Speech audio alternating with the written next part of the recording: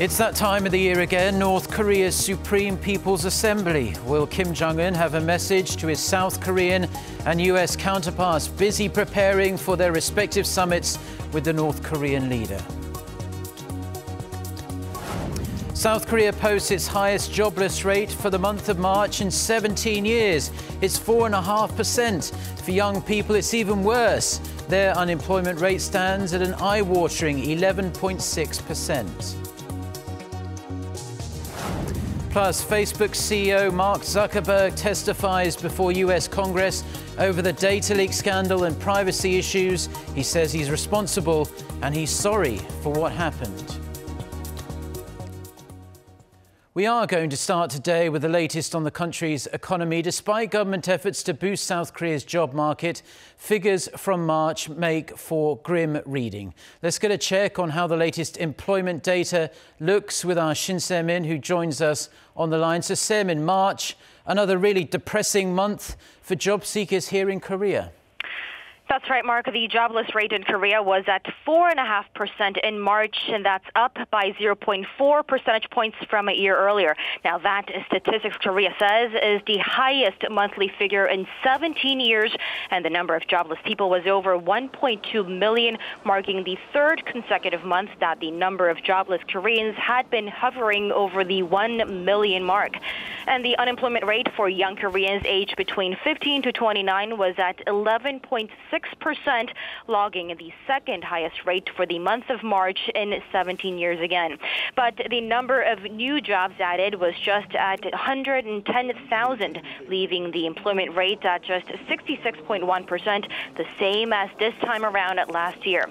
So another suffocating month for many job seekers, Mark.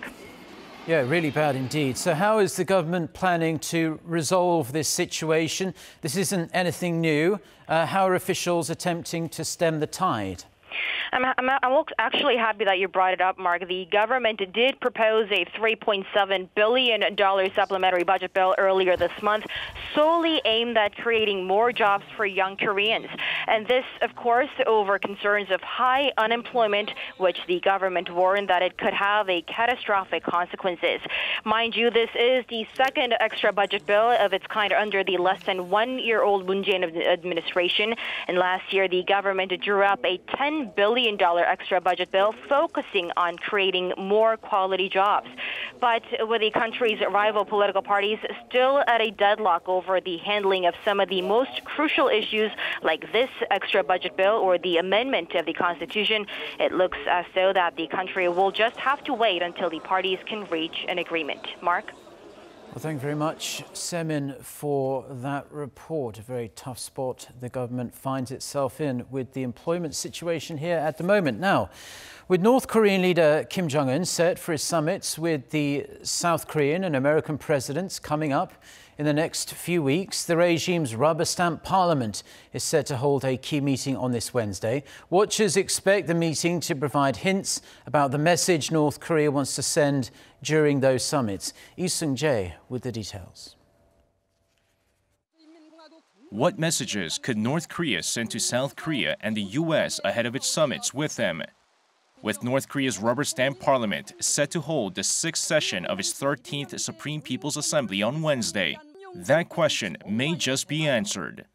The Supreme People's Assembly is the highest organ of state power under the North's constitution that rubber stamps decisions by the ruling Workers' Party. Its plenary session, held every April, mainly deals with budget issues and personnel reshuffles. However, this year's meeting is getting more attention due to the possibility the isolated state may send a message to the outside world ahead of the summits during what's usually an internal political event. A local expert says the meeting could be used to back Kim Jong-un's willingness to improve ties with the South or even seek a peace regime and the denuclearization of the Korean Peninsula. The North has previously used its meetings to clarify its stance on its nuclear programs. In particular, at a parliamentary meeting in April 2012, the North stipulated in the preamble of its constitution that the country is a nuclear state. In the following year, the Assembly adopted a law codifying its possession of nuclear weapons for self-defense, at the same time consolidating its status as a nuclear weapon state. The meeting will also be highlighted by personnel reshuffles, as experts say the regime is likely to change officials at key posts of the State Affairs Commission and other organs to reflect the latest changes in the makeup of cabinet and military officials. Among the notable changes, North Korea may replace Kim Young-nam, the 90-year-old president of the SPA Presidium and the nominal head of state, in order to seek active diplomacy to improve relations with Seoul and Washington. Meanwhile, according to the North state-run media, Kim Jong-un has acknowledged the prospect of talks with Washington in his first official mention of the planned summit with President Trump. The Korean Central News Agency also said Kim delivered a report on the development of the recent situation on the Korean Peninsula, which includes the Inter-Korean Summit on April 27th.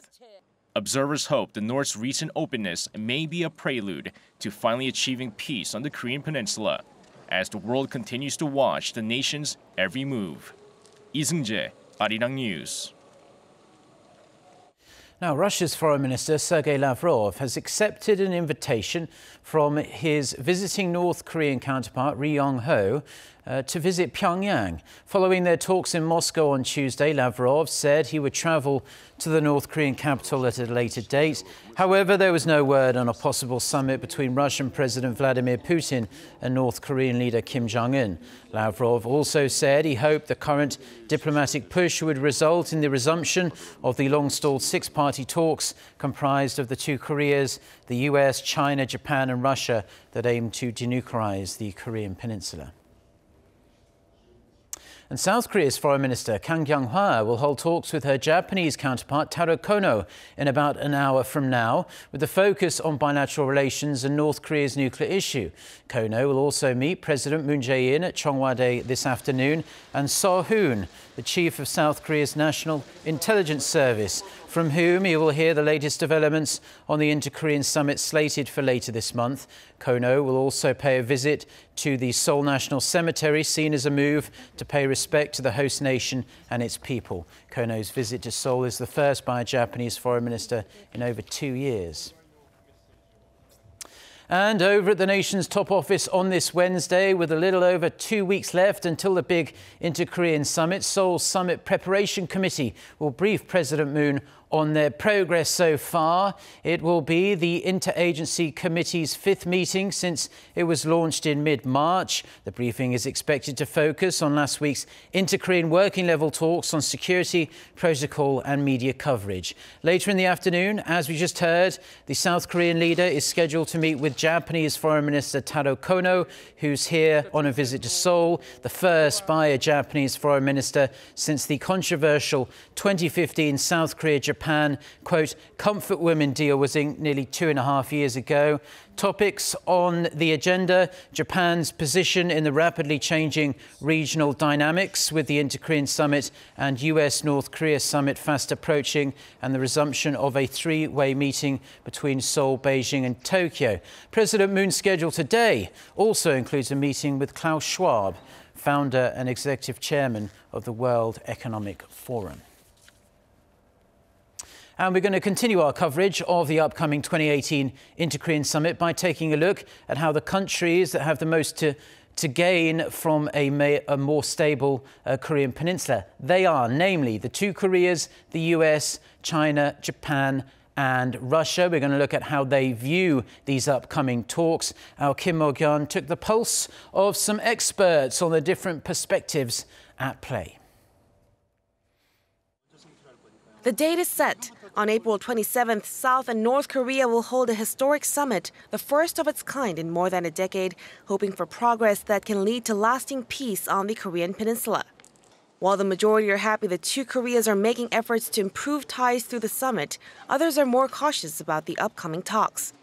As the most influential country and a key player in inter-Korean politics, the United States has made it clear that it wants the inter-Korean talks to focus strongly on the complete and irreversible denuclearization of North Korea.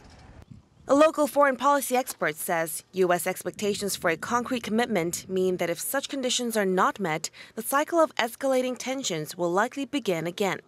So if there's such a consistency, say like North Korea, changes its mind or changes what it says in between different summits, that's going to be considered as a bad negative signal by the U.S. administration, and then chances that even the U.S. DPRK summit might not be realized. So if North Korea fails to deliver on its promises and changes its mind, well, we are going to see what we have seen last year. North Korea's biggest ally, China, seems to be supportive of the talks, as it ultimately wants to defend its natural security through the North's denuclearization. China supports stability on the Korean peninsula. It wants the upcoming talks to be successful under the condition that the influence of Beijing and Washington is well balanced. China would definitely express discontent if Washington's influence on the denuclearization of North Korea gets stronger. Japan is more skeptical.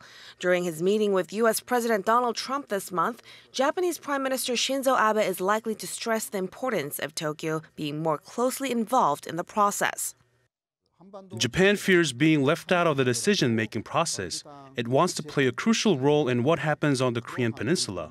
So I think Tokyo will continue to stress its contribution to bringing North Korea to the negotiating table, which it claims happened through pressure. Russia, as another ally of North Korea, welcomes any steps towards a more stable Korean peninsula. Since Russia is a major exporter of energy to Japan and South Korea, it would like to avoid anything that disrupts the region.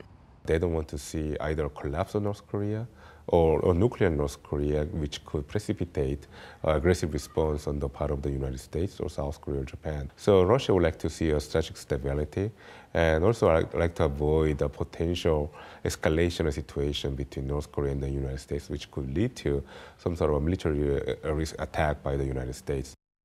Kim Mo-kyun, Arirang News.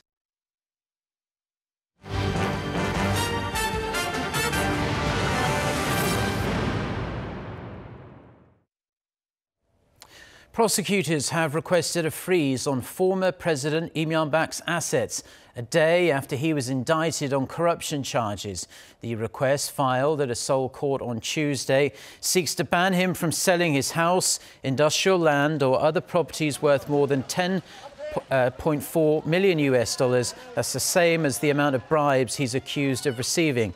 Lee, who was in office from 2008 to 2013, was indicted on Monday on 16 charges, including bribery, abuse of power and embezzlement. He's the nation's fourth ex-president to be arrested and put on trial for corruption. And now to an update on the kidnapping late last month of 3 South Korean crewmen in waters off the African country of Ghana. South Korean authorities say that while they cannot release too much information publicly, the kidnapped Koreans are now believed to be in southern Nigeria. The Korean government is reportedly providing indirect aid to the company that owns the hijacked vessel. That company is believed to be in negotiations with the pirates, who are assumed to be Nigerian nationals. Seoul's foreign ministry has declined to comment on those extra details, but said local authorities are working closely with Korea's anti-piracy Cheonghae unit to bring the Koreans home unharmed. South Korea and the United States have just begun their second round of defense cost-sharing negotiations on Korea's southern resort island of Jeju. During the two-day meeting, foreign and defense officials from Seoul and Washington will continue discussions over how to effectively share the costs while strengthening their alliance. According to the special measures agreement between the two sides, South Korea is expected to pay some $900 million US this year. The money is used to cover things such as the personnel expenses of South Korean workers at US military bases, facility construction and logistical support. As the 9th SMA signed in 2014 expires this year, Seoul and Washington are looking to sign a 10th one for the years to come. South Korea is known to cover roughly 45% to 50% of the total cost of the US military deployment. Chinese President Xi Jinping has revealed Beijing's economic plans. While showing willingness to open up China's economy, he expressed hopes of settling trade disputes with the United States. Our Cha Sang-mi zooms in on this big announcement, as well as the reactions from leaders around the world. Chinese President Xi Jinping, during his keynote speech at the Boao Forum for Asia on Tuesday, said China would further open its market, especially in banking, manufacturing, and auto sectors. Touching upon various topics, President Xi urged the global community to treat each other with respect and as equals to work toward a more peaceful and open community. When it comes to trade tensions with the United States, Xi called for dialogue rather than confrontation and expressed his wish to achieve peaceful development with win-win results. She also vowed to strengthen intellectual property rights, which had been one of main trade complaints of the United States. We encourage Chinese and foreign companies to engage in normal communication and cooperation. We'll protect the legal intellectual property of foreign firms in China. At the same time, we hope that foreign governments will increase their protection of Chinese firms' intellectual property. Global leaders may have had their eyes on the escalating U.S.-China trade disputes as they spoke out against the tit-for-tat tariff measures, fearing they might threaten the security and stability of the world. A trade war between China and the US is still far from inevitable. But if one does happen, it will undermine the multilateral trading system, which has underpinned global prosperity. Countries big and small will be affected. Xi Jinping pledged China was not to threaten anyone, attempt to overturn the existing international system, nor to seek to expand spheres of influence. The four-day forum takes place in southern China's Hainan province until Wednesday, under the theme of An Open and Innovative Asia for a World of Greater Prosperity. Some 2,000 participants from more than 60 nations are attending the annual conference, as well as leaders of some of the world's top 500 companies. Cha Sang-mi, Arirang News. Now, as a follow-up to that report, US President Donald Trump has thanked Chinese President Xi Jinping for his kind words about lowering auto import tariffs, adding that they will make great progress together. Trump's tweeted response came a matter of hours after that speech by the Chinese leader, in which he promised to significantly lower import tariffs, which includes taxes on automobiles. On Monday, President Trump accused China of unfairly targeting the US by threatening tariffs on agricultural products. Global stock markets rose after President Xi's remarks, but it remains unclear whether there'll be enough to cool the ongoing trade dispute between Washington and Beijing.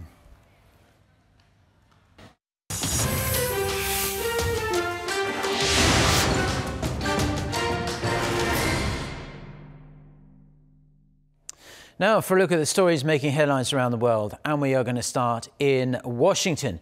Facebook CEO Mark Zuckerberg has testified before US lawmakers in an attempt to shake off his firm's biggest privacy scandal to date. For more on this and other international news, let's turn to our Noah Adam. So, Adam, Zuckerberg has now finished the first of 2 days of testimonies in Congress. What exactly did he have to say on day one? Well, Mark Zuckerberg was grilled Tuesday on a range of issues, including Facebook's handling of alleged Russian election meddling and hate speech. But the main and biggest issue by far was consumer privacy. Senators want to know how Cambridge Analytica, a British consultancy firm linked to the Trump campaign, harvested the personal data of 87 million users. Zuckerberg started the hearing by apologizing for that incident. We didn't take a broad enough view of our responsibility, and that was a big mistake. And it was my mistake, and I'm sorry. I started Facebook, I run it, and I'm responsible for what happens here. The Facebook chief has explained that an app developer by the name Alexander Kogan got users permission to use their data for a quiz app, but breached the terms of service by selling that information to Cambridge Analytica. Senator Bill Nelson asked why users were not notified of the sale of their data, and this was Zuckerberg's answer. Senator, when we heard back from Cambridge Analytica that they had told us that they weren't using the data and had deleted it, we considered it a closed case. In retrospect, that was clearly a mistake. We shouldn't have taken their word for it, and we've updated our policies and how we're going to operate the company to make sure that we don't make that mistake again. Zuckerberg is not only trying to restore public trust in his company, but also trying to fend off possible regulations that some lawmakers have floated. He is scheduled to testify again on Wednesday before the House Energy and Commerce Committee. In other news, a US Navy destroyer has reportedly entered waters near Syria shortly after President Trump said he would be making a decision on America's response to Saturday's suspected chemical attack in Douma. US media also reported Tuesday that the USS Donald Cook is armed with the same Tomahawk cruise missiles the US used on a Syrian airfield last year for another alleged poison gas attack on civilians. President Trump has not ruled out a military option, saying nothing was off the table. The Syrian government and its allies, Russia and Iran, claim the attack did not happen. Palestinian officials and activists have lashed out at Israel after a video showing an Israeli sniper shooting a Palestinian protester in Gaza went viral on Monday. The clip shows Israeli troops celebrating after the shot caused the Palestinian man to go down. It was not immediately known if he had died.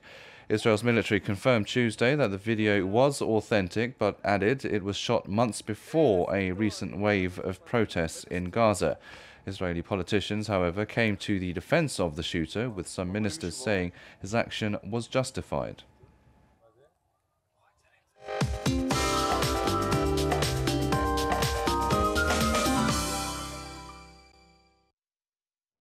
Time now for the weather update. Today, our weathercaster Lee Ji-hyun is at Jeju-do Park in Seoul for us, an area that's known for its beautiful cherry blossoms. So Ji-hyun, I'm sure the strong winds and rain we had last night pretty much blew a lot of those cherry blossoms from the trees and onto the grounds. But how are things looking there? They still look pretty nice, and many visitors still around?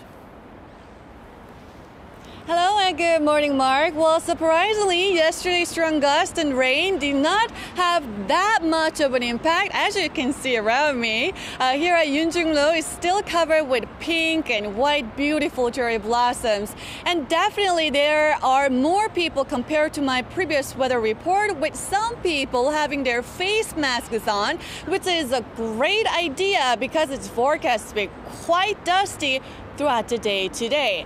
This spring has been a real harsh on us, from summer-like temperatures to wintry conditions, along with late snow and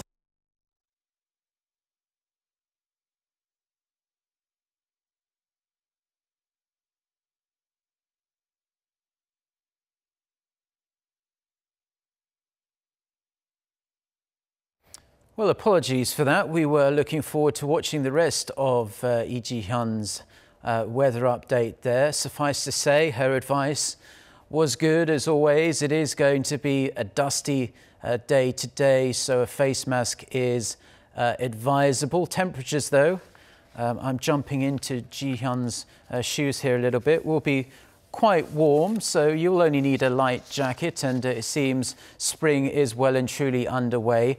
Hopefully, when we come back for our next newscast at noon, we won't have any of these technical glitches that seem to happen from time to time. We hope you understand that that's the nature of television sometimes, but shame we had to be cut short there. But that's where we're going to leave the news for now, on that rather unfortunate note.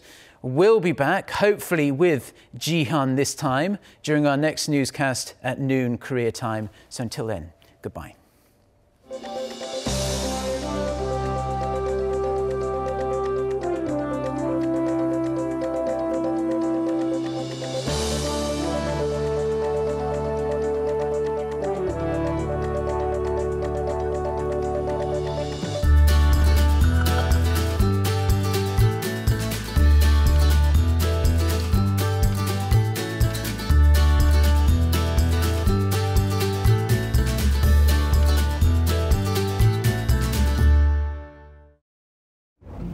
Call for peace on the peninsula from Germany,